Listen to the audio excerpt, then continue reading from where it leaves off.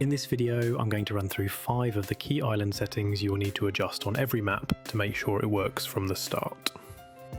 Prime setting number 1, Teams and Rounds. Under the Mode tab, head to the Structure drop-down. The Teams option is your first crucial setting, as this will vary a lot for different game modes. For example, you would need to select free-for-all for games like Battle Royale maps, gun games, and anything where players are all pitted against each other. Cooperative is typically most used in adventure maps. Custom is the option if you have a game in which players can choose to switch teams. And the remainder of options is simply to determine a set number of competing teams. A classic deathmatch would have 2 teams, for example. Once you've decided your team type, you can set the team sizes and number of rounds per game. Key setting number 2, End condition and Win condition. Under the Round tab, head to the End condition drop-down. This is where you set the rules as to what triggers a round of your map ending. If you use multiple options, that a round will simply end when any one of those conditions has been met. For example, if you have a 1v1 game with a time limit of 10 minutes per round and eliminations to end set to 20, if one of the players hits 20 kills in 9 minutes, the round will end, even though there is still 1 minute left on the clock. Objectives or collect items to end may be more suited for adventure games or other modes. It's important to note that further down on this page there is also a victory condition drop-down section, which is where you determine which score factor determines the round winner. So in reality, Bob could trigger the round ending with his 20 kills, but if objectives is the win condition and Sally has 3 objective completes and Bob only has 2, then Sally would be the round winner. Key setting number 3, Player settings.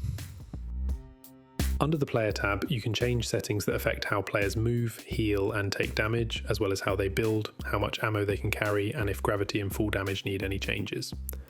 Personally, I recommend you don't change too much here unless it is essential to your map design. The reason for this is that players are used to certain movement settings after years of playing Battle Royale and Fortnite, so making them think too much about how they get from A to B on a map could detract from the truly engaging parts of your design. Key setting number 4, Environmental damage. Staying on the Player tab, if you scroll down to the Equipment tab, you'll find an option called Environment damage. If you do not want players to destroy your map while playing your game, then simply set this to either off or player build only, if you're allowing players to build in your map and you don't want those builds to be indestructible. I do actually have a more detailed video on my channel about making parts of your map indestructible, so do check that out if it's relevant for your next build. Now for my final key setting number 5, Ambience. Head to the World tab and open the drop-down called Ambience. Now these are the settings that will instantly set the tone of your map when players load in. Here you can determine if your map takes place in the day or at night, what shade of light you have across the map, if you have fog, and more. The camera filter setting gives options for unique instant moods for your map. For example, the oak setting makes it feel like you're inside a comic book, while sepia will make it look like you're in a photograph from the 1800s. In reality, most of your maps will be set to the default filter, but it's good to know these options are available. Honourable mentions. I can assure you my intentions are strictly honourable. Permissions. This is where you can decide if you want friends to edit with you or not when they join your game party. And finally, on the Debug tab, there is an option to add test players to your map, which is incredibly helpful if you're editing on your own and need to test things like multiple team spawn locations, or if eliminations trigger the event or scores you need them to. Anyway, thanks for watching, guys.